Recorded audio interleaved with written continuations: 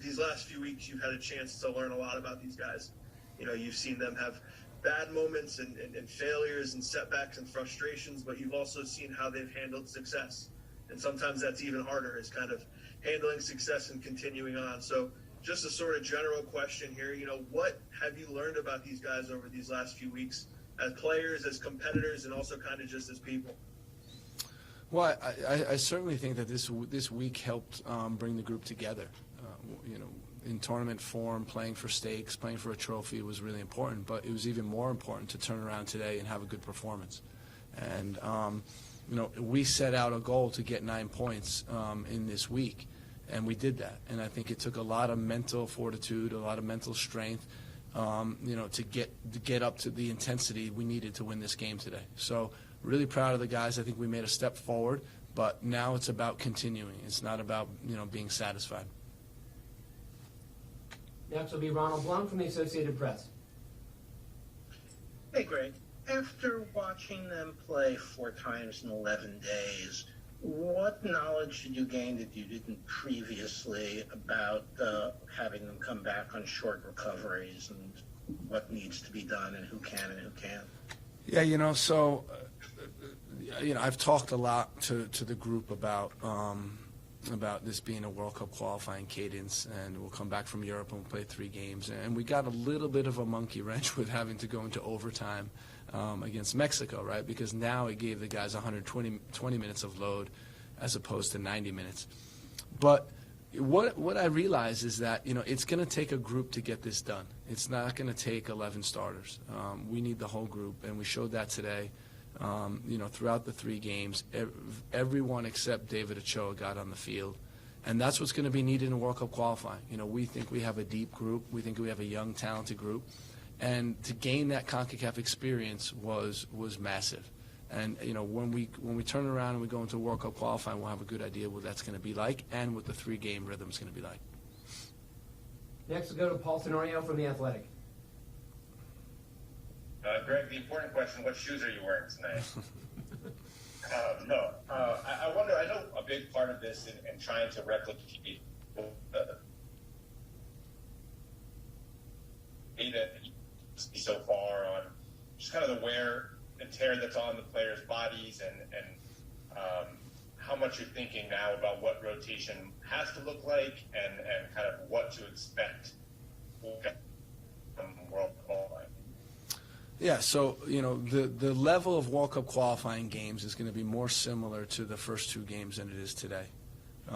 That's something that we know. Having said that, we also know that our intensity levels need to be high.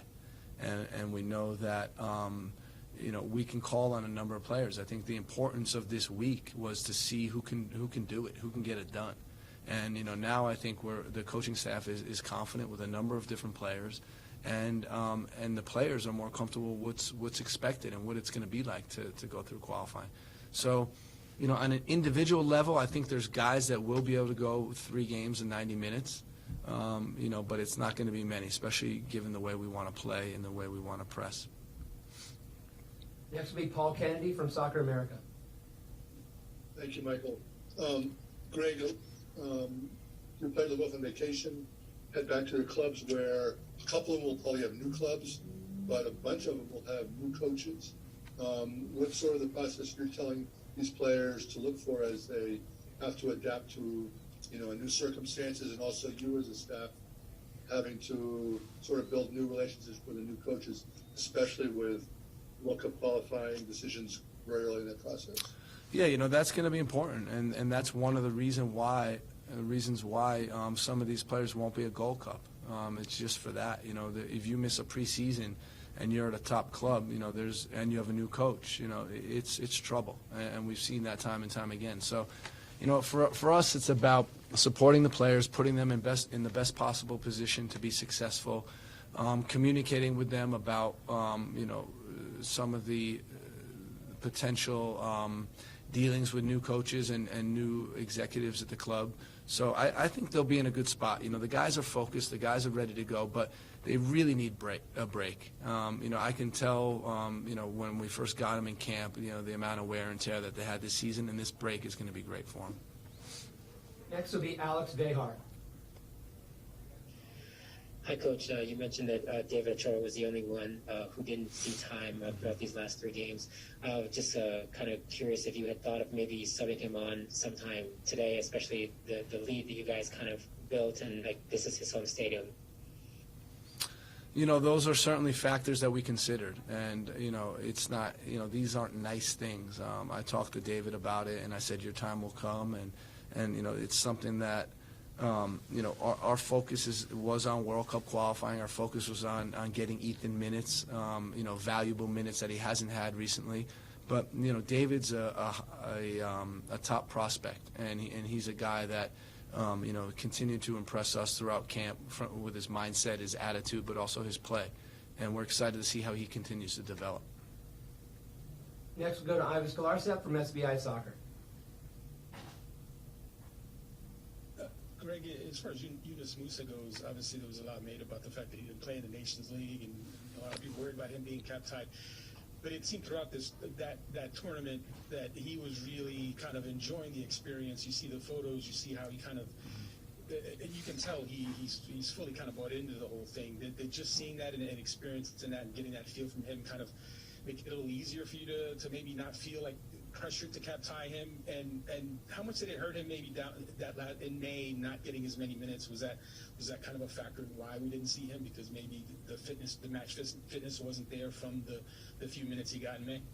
Yeah, I mean, this is something that we discussed. You know, he's a very young player with high potential, a guy that we believe in through and through.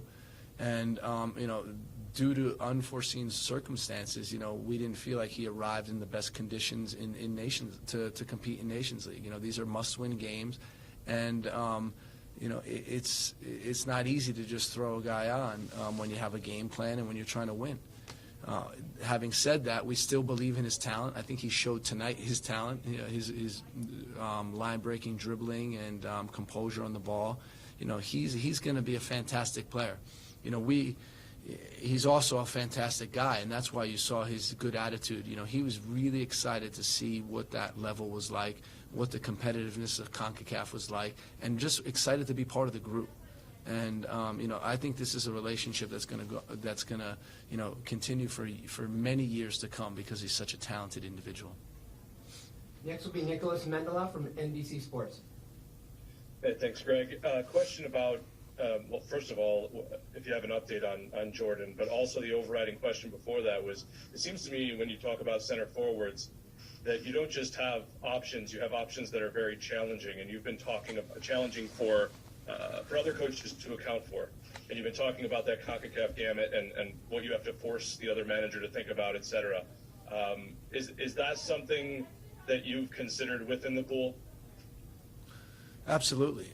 You know, we know Daryl is a handful. We purposely played direct from goal kicks to him to put the center backs under pressure. You saw his movement behind the line on the goal. Jordan, same thing. He came into the Mexico game and really had a good impact from the physical side of it. Josh is a forward who works relentlessly, closes down relentlessly, and they all have special qualities, but different qualities. And we think for us to be successful, we're going to need a deep pool of strikers, and we're starting to uncover that with this group. And in the Gold Cup, we'll probably be having some other strikers in there that can make an impact as well. So, I think it will take time, but we'll be comfortable with our 9 position. Next, we'll go to Jonathan Tannenwald from the Philadelphia Inquirer. Greg, how important was it to start Mark tonight, to give him a mental boost after what happened in the Mexico game? And also, for so long in your tenure, we've talked about your system and the many principles that are in it, and how you've been trying to install them in the various players. And we've seen that these last few games, and we also saw your guys had a little fun tonight, Reggie and Brendan especially. How important is that to remind the guys that within the system there is that room to do all of that? I think that's everything we do, is to just provide structure, and then within the structure, the guys create, their individual impact on it. That's the whole idea. It's never to close players in. For an example today was Costa Rica. They came out in a 5-3-2, and we low pressure 5-3-2 mid block, and we purposely played a 2-3.